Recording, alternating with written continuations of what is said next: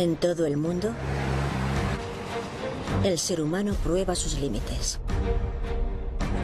Nos asombramos con su ingenio y nos estremecemos ante los riesgos que corren. Algunos llegan al extremo porque tienen que hacerlo. Y otros porque eligen hacerlo. En este episodio,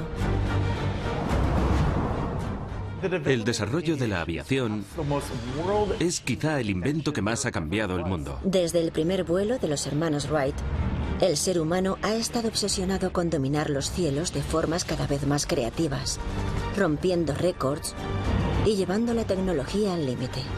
Los aviones representan libertad, la libertad de movernos por el espacio, la capacidad de elevarnos hacia el cielo y dejar atrás las preocupaciones de nuestra mundana vida en la Tierra.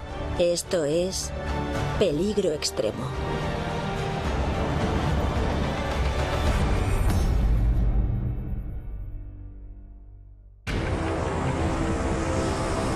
Volar con un traje aéreo es uno de los deportes más peligrosos de la Tierra.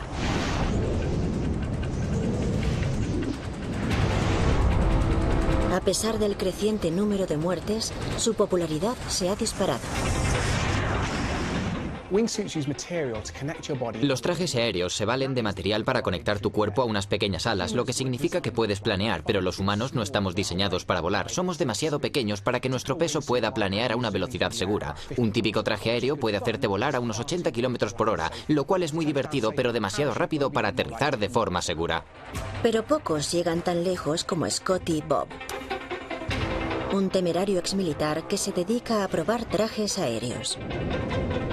Scotty Bob se ha hecho especialista en vuelo de proximidad. Planear lo más cerca posible de las montañas. Sí, es increíblemente peligroso, pero es como si fueras por la carretera con un coche y tuvieras una barrera justo al lado. Puedes ir a 120, pero no le das a menos que hagas una tontería. Sí, es igual que conducir un coche. Solo que aquí no hay ni coche, ni carretera, ni controles. Solo una muerte instantánea a unos pocos metros de ti. Pero esto no es suficiente para Scotty. A él le gustan los retos de verdad.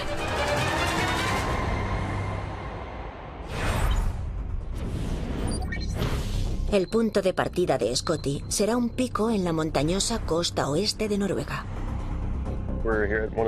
Estamos en uno de los saltos con traje aéreo más emblemáticos del mundo. Aquí empecé a volar en traje aéreo desde que era un chaval. Este sitio es el sueño de los aficionados a esto, el patio de recreo al que todos quieren venir a jugar.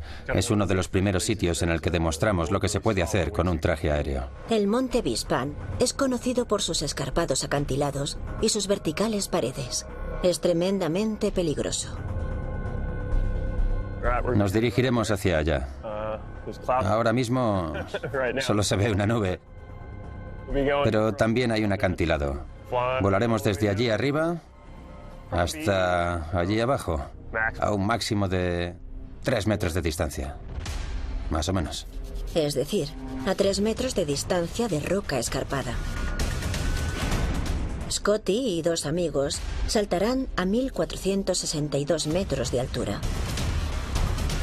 Lo más peligroso será pasar apenas a centímetros del muro de una carretera y lidiar con el irregular clima de la montaña. Conocer bien el clima es importante si quieres ser un buen piloto de traje aéreo. Un valle como este crea su propio clima y obviamente por la tarde se mueve viento, cosa que para volar no es un problema, pero aterrizar con un paracaídas en esas condiciones puede ser peligroso.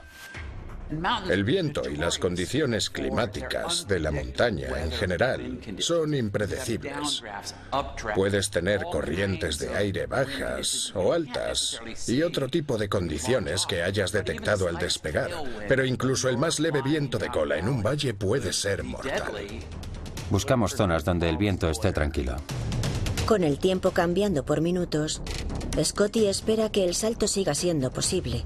Así que se dirige al punto de encuentro con sus amigos. Iba a parar a echar un vistazo al tiempo, pero no pinta muy bien. Incluso Scotty sabe a veces decir que no. Quizá mejor mañana. Si las nubes se despejaran, pero Ya. no lo van a hacer. Va a haber bastantes nubes bajas, así que será mejor dejarlo por hoy. Sí. Al día siguiente, el cielo está despejado y azul. Hace un día perfecto, ¿verdad? Scotty y sus amigos suben la montaña. 90 minutos para unos segundos de vuelo. Ahora ha llegado el momento de que Scotty se enfrente a 1500 metros de caída.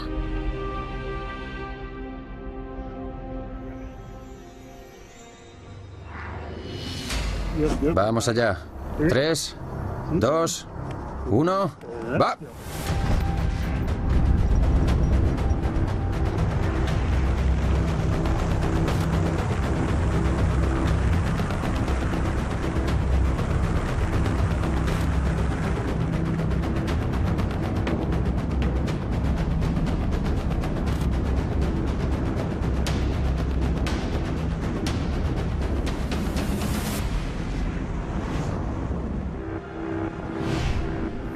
Scotty vuela a más de 100 kilómetros por hora cuando tira del paracaídas.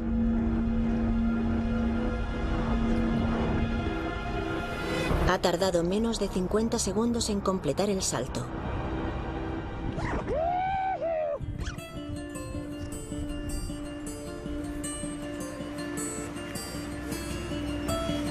Salto de redención, amigo. Solo expertos altamente capacitados pueden intentar volar con un traje aéreo, pero pese a los riesgos, Scotty ya piensa en su próximo salto. Voy a recoger y a saltar otra vez. Y de volar en la naturaleza, pasamos a dejarnos inspirar por ella. ¿Qué tenemos si combinamos uno de estos con uno de estos? Este es el Beluga XL. Tiene casi 19 metros de altura, el equivalente a un edificio de 3 pisos. Mide unos 63 metros de largo, más del doble que una ballena azul. Y soporta una carga máxima de 51 toneladas, suficiente para transportar 34 de las ballenas que le prestan su nombre. Pero lo más fascinante es que es un avión rediseñado para transportar partes de otras aeronaves. Una flota de 5 Belugas XL se está construyendo en Toulouse.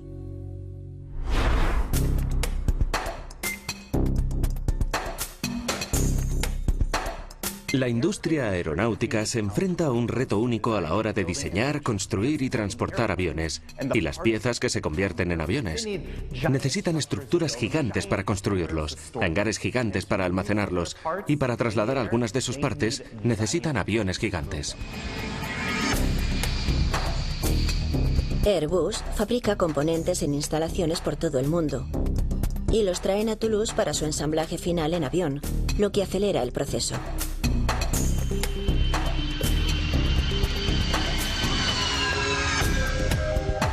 Es una idea inteligente, pero en Airbus no fueron los primeros en adaptar un avión de pasajeros para transportar otros aviones.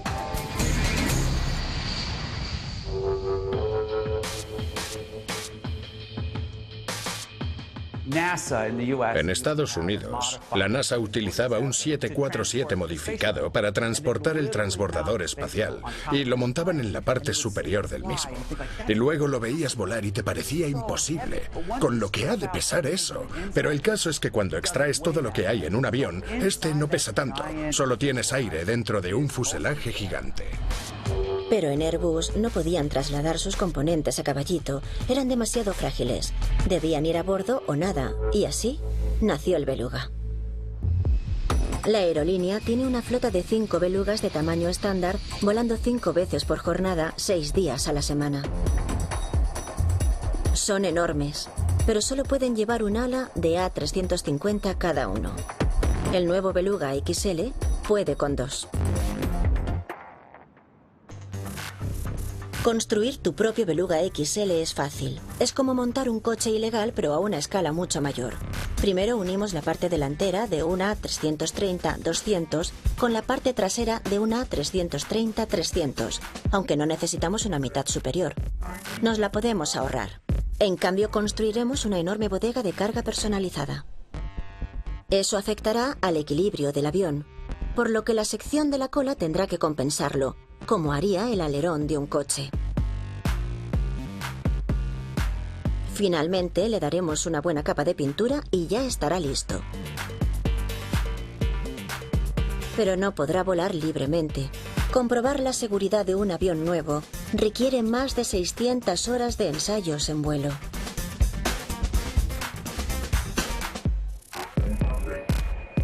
Una vez obtenido el certificado de aeronavegabilidad, podremos cargarlo. Pero ¿cómo se introducen 2 alas de 32 metros de largo y 6 de ancho en un avión?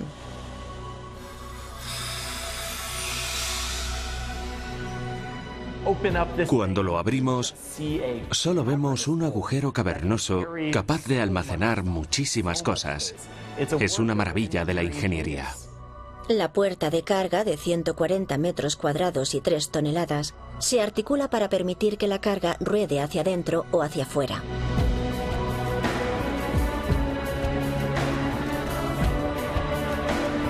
Si vas a retirar un ala de avión valorada en más de 300 millones de dólares, tienes que hacerlo con sumo cuidado. Es muy raro verlos descargar las piezas de las aeronaves porque parece una mamá gigante avión dando a luz. Pero que conste, los aviones no pueden dar a luz. En 2015, un misterioso objeto apareció en los cielos de todo el mundo.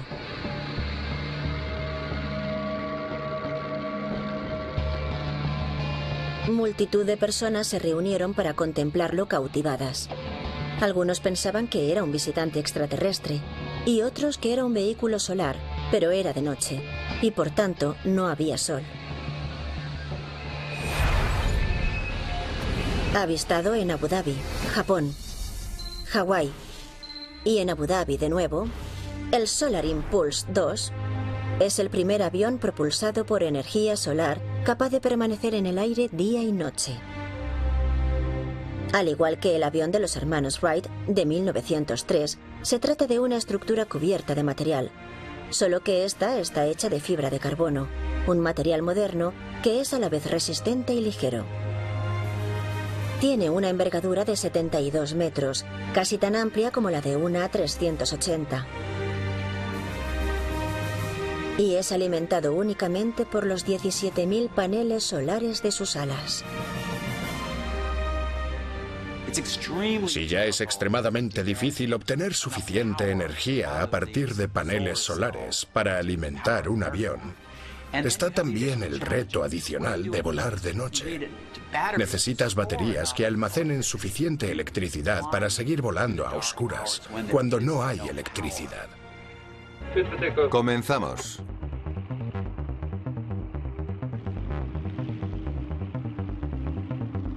El equipo del Solar Impulse tenía que equilibrar el peso y el almacenamiento de energía. Las baterías y el avión en sí supondrían mucho peso, y este podía quedarse sin energía durante la noche. Solar Impulse 2 confió en un equipo de 20 expertos que trabajaron duro para trazar su trayectoria de vuelo y asegurarse de que captara suficiente luz solar.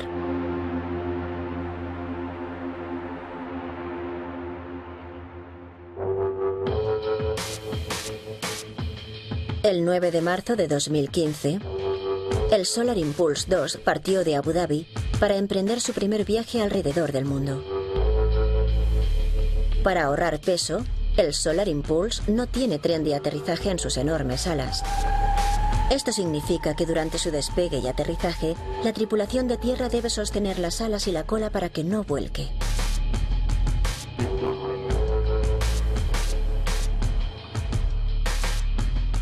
El equipo quería demostrar el valor de las tecnologías limpias en un sector de deficiente actuación ecológica. Diría que volar es lo peor que podemos hacer por el medio ambiente y eso se debe a que emitimos una gran cantidad de gases causantes del cambio climático. Los aviones requieren una gran cantidad de combustible y para ponerlo en perspectiva, la cantidad de combustible quemado es casi la misma que si cada pasajero hubiera ido en su propio coche a su destino. Un avión propulsado por energía solar es un gran primer paso para avanzar hacia un futuro de bajas emisiones. Pero este avión de momento cuenta con espacio para un solo pasajero, que también es su piloto, por lo que pasará tiempo hasta que veamos viable un avión solar comercial. Las condiciones a bordo son un reto para los dos pilotos que se turnan para llevar el avión en 17 etapas.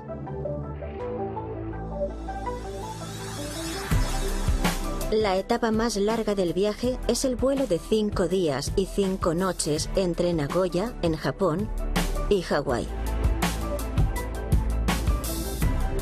Y aunque en la aeronave dispone de bocadillos, bebidas y puede hacer ejercicio, el piloto solo puede dormir un máximo de 20 minutos cada 2 horas.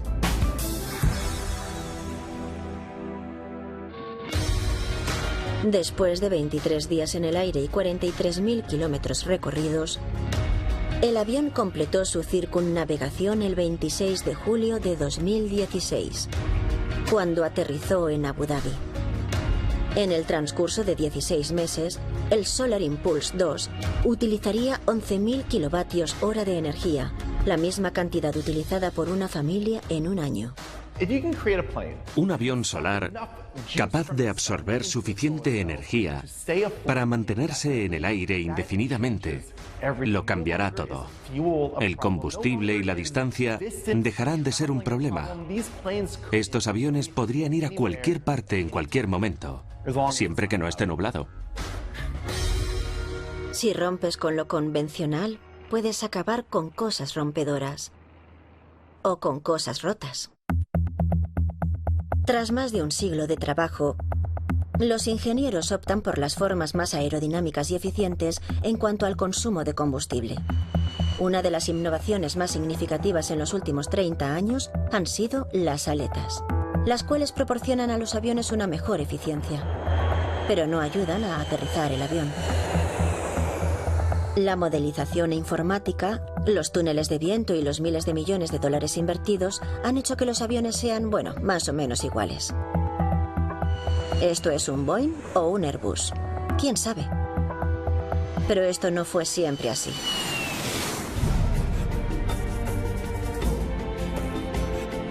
Esto es un X-29, un avión monomotor de 14 metros de largo, capaz de volar a velocidad supersónica.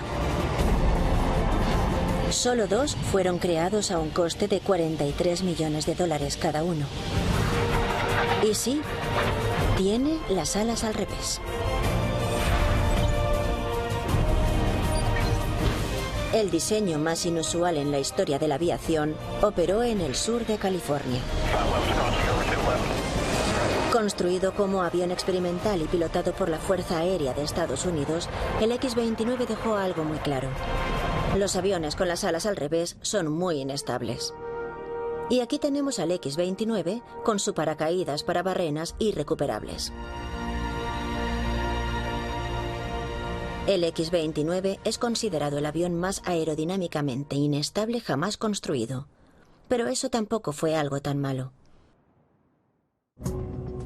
Los aviones estables son ideales para aprender a volar. Encamínalos en una dirección y mantendrán su curso. Pero las maniobras evasivas se les escapan.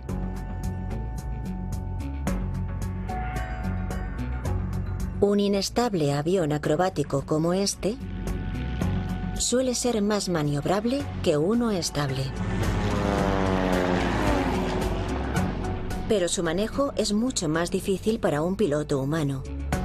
La solución se llama fly-by-wire. Fly-by-wire es el control electrónico de los timones, los alerones, los estabilizadores.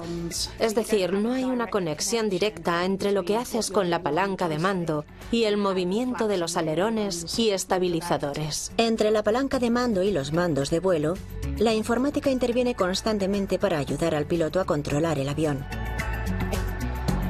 Sin fly-by-wire, la mayoría de los cazas modernos serían casi innavegables. El X-29 tenía una red de ordenadores que realizaban hasta 40 correcciones por segundo. aunque debemos tener en cuenta que entonces la mayoría de los ordenadores se parecían un poco a este y eran 47.000 veces menos potentes que un smartphone. Airbus fue el primer fabricante de aviones en adaptar completamente el fly-by-wire a un avión de pasajeros. Los beneficios eran enormes. La pérdida de conexiones mecánicas reducía el peso y por tanto mejoraba la eficiencia en cuanto al consumo de combustible. Y el vuelo era más seguro cuando el software podía impedir que un piloto hiciera peligrar la aeronave.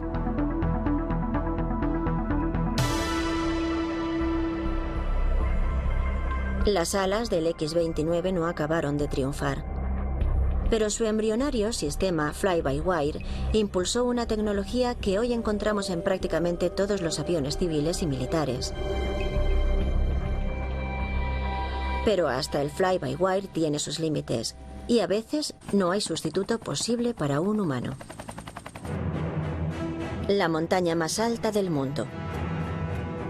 El monte Everest atrae cada año a miles de escaladores dispuestos a enfrentarse a un entorno duro y desafiante.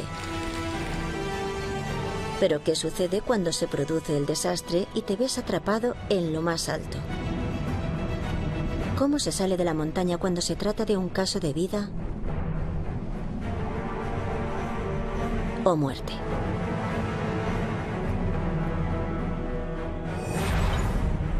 El helicóptero que más alto vuela de todos opera desde Lukla, Nepal. Volar a una gran altitud es todo un desafío para los pilotos. Las temperaturas de congelación, la escasez de aire y unas condiciones climáticas hostiles complican mucho los rescates. Los helicópteros no fueron diseñados para volar a gran altura. Todos los retos que implica pilotar un helicóptero a una altura normal se multiplican a mayor altitud. Los pilotos que vuelan helicópteros a gran altitud los llevan a sus límites operativos. Cuanto más te elevas, menos aire hay, menor eficiente es el sistema de rotor y menor la potencia en el motor.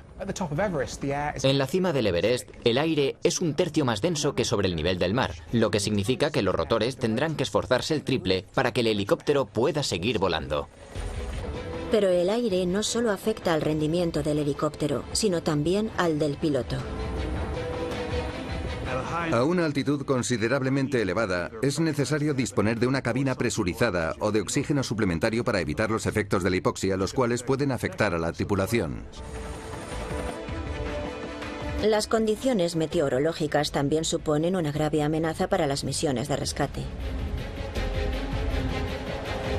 El cambiante y extremo clima de los valles puede reducir tu visibilidad a cero en cuestión de segundos.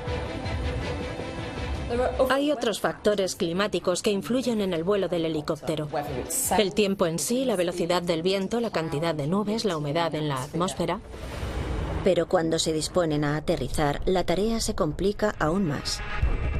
Los helicópteros en gran medida mantienen el vuelo al avanzar por el aire, pero cuando llega el momento de aterrizar en un pico o sostenerse en el aire sin avanzar para realizar un rescate a gran altura, el helicóptero tiene que descender y elevarse verticalmente, y eso es extremadamente difícil con el aire de las montañas.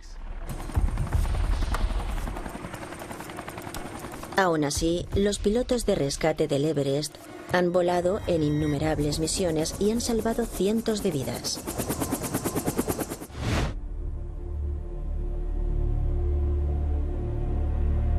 Dentro de este hangar hay un gigante de los cielos, pero ni es un avión ni un helicóptero, es un hinchable.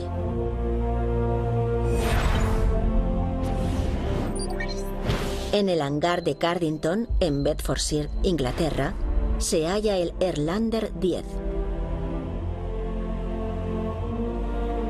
Con 92 metros de largo, 26 metros de alto y un volumen de 38.000 metros cúbicos, es la aeronave más grande del mundo.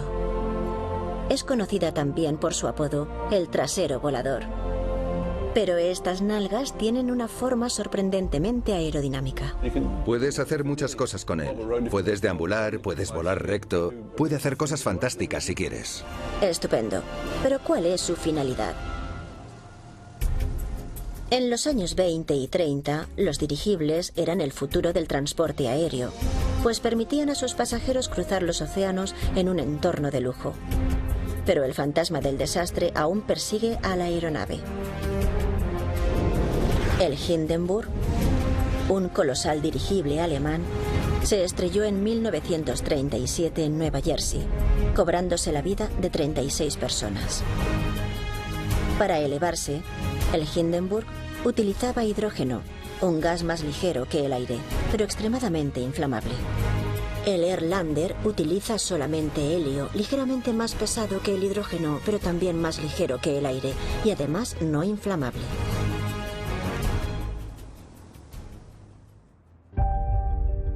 Construido por un pequeño equipo británico, el Erlander nació con poco más de 10 metros de largo, pero tan impresionante que el ejército de Estados Unidos decidió invertir $150 millones en su desarrollo. Fue diseñado como vehículo de reconocimiento para zonas de guerra. El HAV-304 fue construido y sometido a una serie de ensayos de vuelo antes de que el proyecto se cancelara repentinamente. El equipo británico lo recompró entonces al ejército por una fracción de su precio de desarrollo. Y fue entonces bautizado como Erlander 10 y diseñado para nuevas finalidades, como una lujosa plataforma de observación o una nave de carga para lugares sin puertos ni pistas de aterrizaje.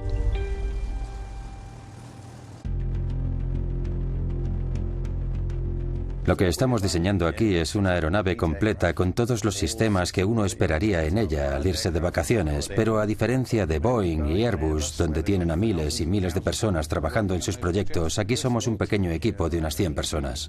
¿Pero qué sistemas tiene el Erlander que no tuvieran los dirigibles de antaño? El Erlander es una combinación de décadas de conocimientos sobre aviación. Así que muchas de las innovaciones que encontramos en aviones comerciales e incluso privados, como cabinas electrónicas, automatización, controles de vuelo informatizados o navegación GPS, han sido incorporadas al Erlander. Así que, aunque resulte un tanto extraño por fuera, y aunque sea principalmente un vehículo más ligero que el aire, incorpora muchas de las tecnologías que vemos día a día. ¿Pero sigue siendo un dirigible? El Erlander es un vehículo aéreo híbrido que combina la flotabilidad que le proporciona el helio con fuerzas aerodinámicas. La forma del Erlander le permite obtener al avanzar una elevación muy parecida a la que proporciona un ala. El 60% de la elevación es generada por el helio, que es más ligero que el aire. El 40% restante es generado por su forma alada. 4 turbinas direccionales desplazan el dirigible a velocidades de hasta 150 km por hora. Es respetuoso con el medio ambiente, eficiente y adaptable.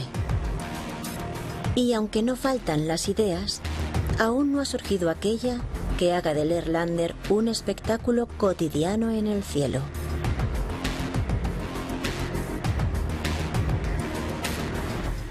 Pero no todas las aeronaves son tan serenas. El Huey, especialista en evacuaciones en la guerra de Vietnam, se encarga ahora de organizar citas rápidas a animales en peligro de extinción. En KwaZulu-Natal, Sudáfrica, este Huey pasa ahora sus días transportando rinocerontes negros en peligro de extinción. Estimamos que hay alrededor de 5.500 en toda África, muy pocos comparados con los cientos de miles que había hace un par de siglos. Están en peligro crítico de extinción. Los rinocerontes negros son víctimas de la caza furtiva en África. Una solución a este problema es alejar a los rinocerontes de sus atacantes, pero esa no es la única razón para desplazarlos. La misión principal de nuestro proyecto es conseguir que los rinocerontes negros se reproduzcan más rápido y aumenten así en número. En las zonas más pobladas, los machos compiten agresivamente a menudo por la atención de las hembras, y muchos de ellos se quedan sin pareja. Al trasladarlos a zonas menos pobladas, más rinocerontes tienen la oportunidad de reproducirse.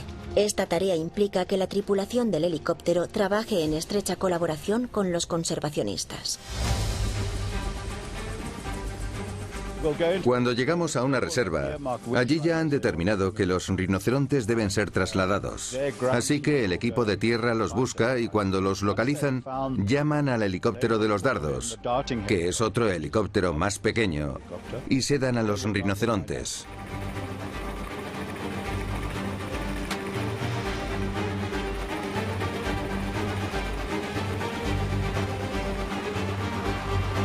Pero sedarlos es un proceso peligroso. El helicóptero tiene que seguirlos hasta que finalmente caen.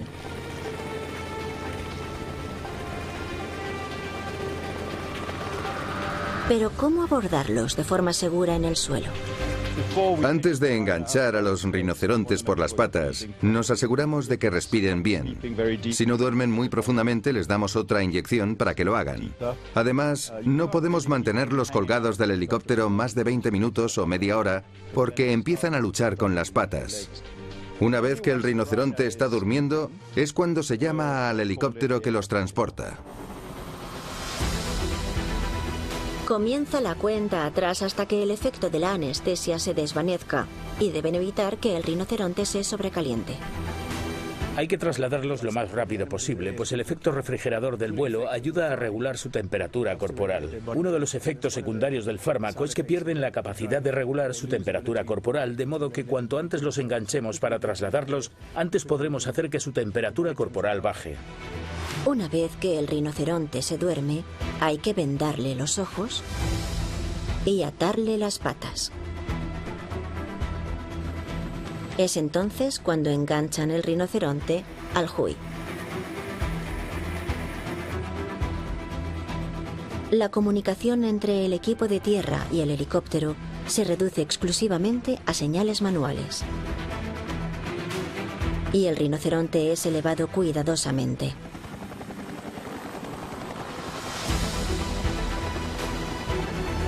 TOS hace que parezca fácil evitar que el rinoceronte se balancee, pero desarrollar tal habilidad requiere muchas horas de práctica y entrenamiento.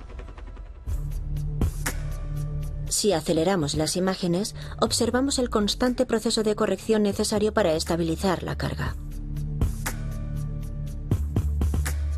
Como podréis imaginar, no queremos que el rinoceronte se balancee hacia todos los lados. Entrenamos con baldes o sacos de arena, con cosas que podamos soltar sin más. Tras 14 minutos de vuelo, el rinoceronte se aproxima a su nuevo hogar. Tenemos que trasladarlo con el mayor cuidado posible porque no queremos arrastrar al animal por el suelo o dejarlo de cualquier forma. Pesan bastante, pero de ser nosotros los que fuéramos colgados, también nos gustaría que nos dejaran en el suelo con cuidado, así que no hay más que hablar. El rinoceronte parece querer levantarse de inmediato, desatando el pánico en tierra. Una vez que está claro que no hay ningún peligro, pueden liberar al rinoceronte, y TOS pone rumbo a su próxima reubicación. Tratamos de hacer tantas como podemos en el tiempo que tenemos. Una vez llegamos a hacer 14 en un día. Hasta la fecha he ubicado a más de 200 animales y la tasa de éxito, toco madera, ha sido del 100%. Ni hemos perdido a ninguno ni les hemos hecho daño. Y quiero que eso siga así. Y si creéis que dejar a un rinoceronte en el suelo requiere delicadeza,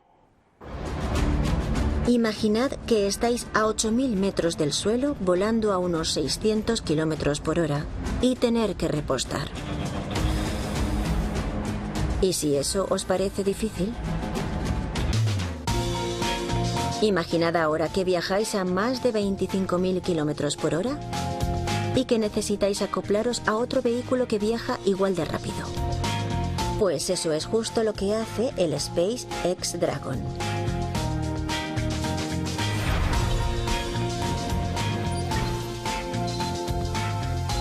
La Estación Espacial Internacional orbita a unos 400 kilómetros de altura sobre la Tierra.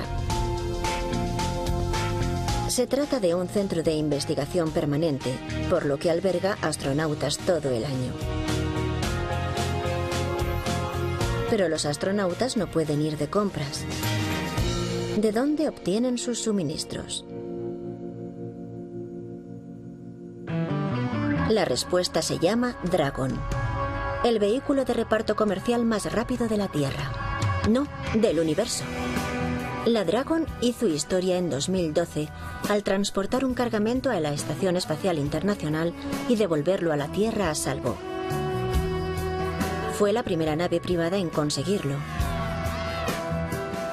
Pero ¿cómo pudo acoplarse a la estación espacial cuando ambas naves orbitan a más de 25.000 kilómetros por hora?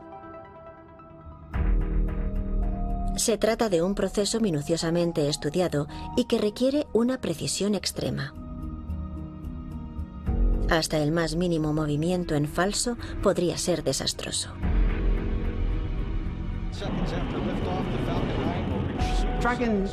Dragon es disparada al espacio.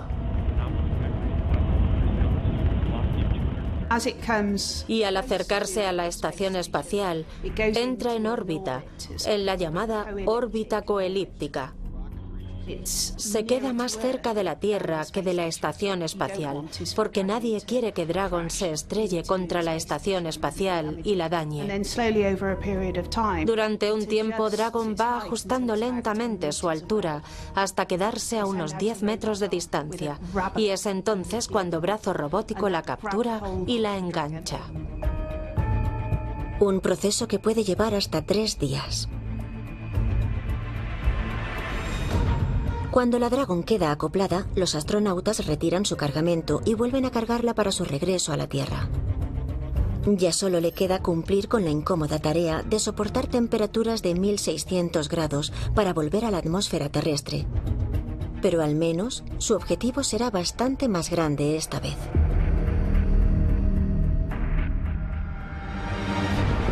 De momento ya hemos estado en la montaña, en la sabana africana y en el espacio. Pero ahora, ¿nos vamos al Sáhara? No. Estamos en el interior de Australia. Hay muchos camellos, pero ni rastro de vaqueros. Convencionales, al menos. Este es uno de los trabajos de pilotaje más arriesgados del mundo. El interior de Australia abarca un área de unos 6 millones de kilómetros cuadrados, lo que dificulta arrear a caballo. De hecho, numerosos ranchos de todo el país usan helicópteros para arrear el ganado. Pero antes conozcamos su problema con los camellos. En el siglo XIX se importaron camellos a Australia desde la India y Oriente Medio para transportar cargamento. Pero con la llegada de los camiones, fueron liberados. Y ahora 1 millón de ellos deambulan por el interior, dañando los cultivos y agotando las reservas de agua.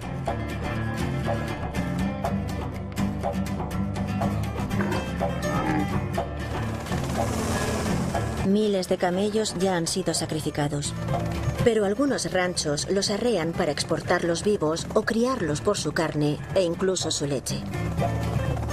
Pero dirigir a una manada de camellos salvajes hacia tu rancho requiere hacer giros cerrados y revolotear a apenas metros del suelo.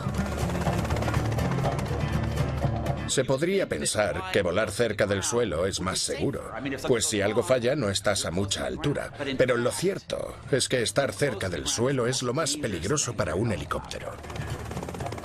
En general, volar a baja altura en helicóptero es más peligroso porque el piloto o la tripulación tienen que estar atentos a posibles obstáculos en el suelo o cerca del mismo.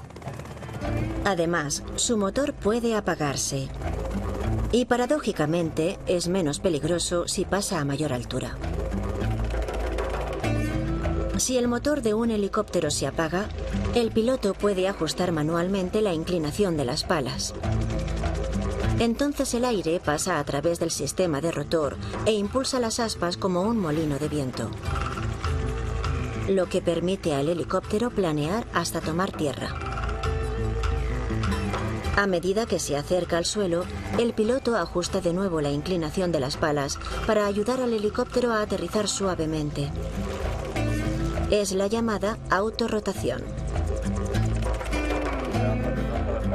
En esta demostración el motor se apaga, pero el piloto, ajustando la inclinación de sus aspas, se vale de la autorrotación para planear sano y salvo hasta el suelo. Pero a baja altura y velocidad, un helicóptero no siempre tiene opciones. Cuando un piloto de helicóptero vuela cerca del suelo, y sobre todo a escasa velocidad, una pérdida de potencia puede provocar la situación de que al helicóptero le falte altura para realizar una autorrotación efectiva. Lo que significa que estos helicópteros podrían estrellarse contra el suelo en cualquier momento. Y aunque los helicópteros están diseñados para ser ágiles, cada año mueren algunos de estos pilotos. Los hay que no tienen más opción que volar hacia el peligro. Los incendios forestales están aumentando en todo el mundo. 500.000 de hectáreas ardieron solo en California en 2017. Pero cuando un incendio es grande y rápido, la prioridad de los bomberos es evitar que se extienda. Y para ello, necesitan esto.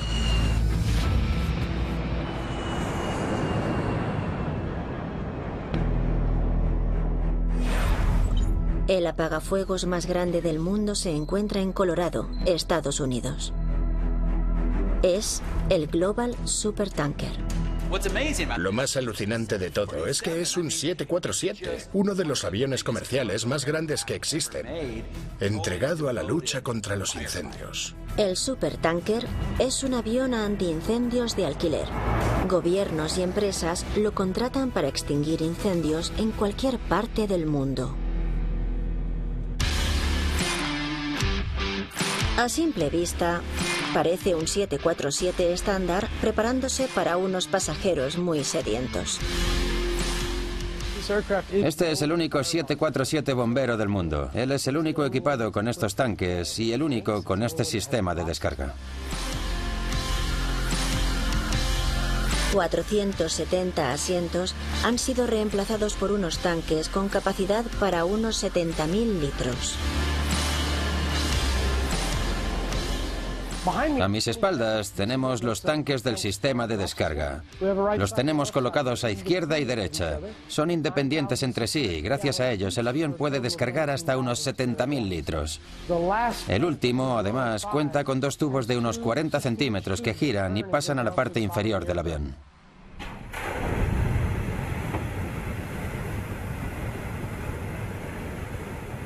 El supertanker puede transportar distintos fluidos según su misión. Si lo que nos piden es un ataque directo, con vertidos sobre las llamas, el agua es lo más efectivo. En Estados Unidos, la estrategia preferida es recurrir al retardante, un compuesto químico que ayuda a contener el fuego. Cuando el fuego llega a esa línea, se ralentiza el avance hasta el punto de que los bomberos en tierra pueden apagar el fuego. Así que es cuestión de táctica. Pero lleve lo que lleve, el supertanker nunca se carga al máximo. De esta forma, aumenta el empuje disponible y se vuelve mucho más manejable. Es capaz de ascender hasta 2 kilómetros en un minuto, el triple que en un despegue normal. Alejarnos del peso máximo soportado hace que combatamos el fuego con mucha agilidad.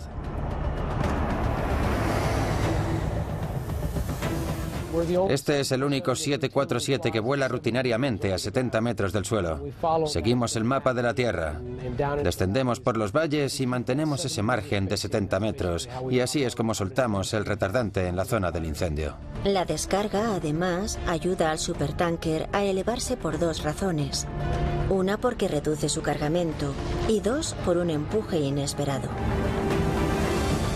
Cada uno de estos tubos puede producir más de 6.000 kilos de empuje, así que con una descarga a través de las 4 válvulas tenemos más de 25.000 kilos de empuje en línea recta, de manera que tenemos una especie de quinto motor que ayuda al avión a elevarse.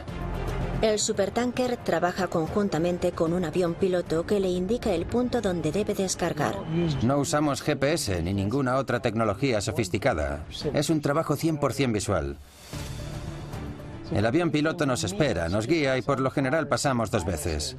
La primera vez sobrevuelan la zona y nos describen el objetivo. Por ejemplo, nos preguntan, ¿veis ese árbol que está partido por la mitad? Y cuando lo vemos, se lo indicamos y entonces nos dicen, si seguís 1 kilómetro hacia el norte, veréis una roca que parece un oso. ¿Lo veis? Tenéis que empezar donde está el árbol partido y acabar donde está el oso. El 747 fue una vez el avión de pasajeros más grande del mundo, pero ahora es el mayor bombero del cielo y el más extremo.